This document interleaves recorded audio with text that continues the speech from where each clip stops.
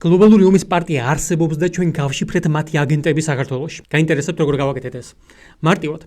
ჩვენ შევისწავლეთ ომების ისტორია გასული 100 წლის განმავლობაში და აღმოვაჩინოთ, რომ არ არსებობს ერთი პრეცედენტიც კი, როდესაც ორი დემოკრატიული სახელმწიფო ერთმანეთში ომობდა.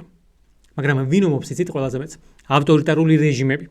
დღეს ნებისმიერი ავტორიტარი დაწყებული პუტინიდან გაგრძელებული მადუროთი და დამთავრებული კიმ ჩენ რაღაცით აუცილებლად გეტყვით, რომ მათ მუდმივად ვიღაც ებრძვით. არა პირადად მათ, არამედ მათ ხალხსა და მათ სამშობლოს, რომელზეც ისინი ფარივით არიან გადაფარებული. შესაბამისად გეტყვიან, რომ ვინც ამ ხალხზე მუდმივად მზრუნველ ლიდერებსა თუ პარტიას ებრძვის, ისინი სამშობლოს მტრები და ხალხის მოღალატეები არიან. რაც იდეალური ნარატივი ხდება ხოლმე შემდგომ ქვეყნის შიგნით დემოკრატიისა და თავისუფლების ჩასახშობად. ზუსტად იგივეს აკეთებდა მიხეილ სააკაშვილიც, რომელიც იდეალურად იყენებდა რუსულ საფრთხეს ძალაუფლების შესანარჩუნებლად. და დიახ, ეს ყველაფერი მხოლოდ ავტორიტარულ სახელმწიფოებში ხდება. მაგალითად, ბრიტანეთის პრემიერი არ ამტკიცებს იმას, რომ ბრიტანეთის იმპერიის დამხობა, რუსოფილების ბრალია და მისი ვალია ამ იმპერიის აღდგენა.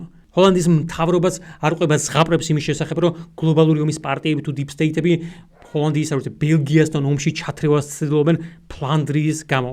ისინი ამას არ აკეთებენ, იმიტომ რომ ეს მათ არ სჭირდებათ. თუმცა ისჭირდებათ ავტორიტარ ლიდერებს. ომი და ომის შიში იდეალური ინსტრუმენტია ძალაუფლების შესანარჩუნებლად მათთვის, ვინც უკვე დიდი ხანი არის ამ ძალაუფლებაში და იქიდან წასვლას არ აპირებს არასდროს.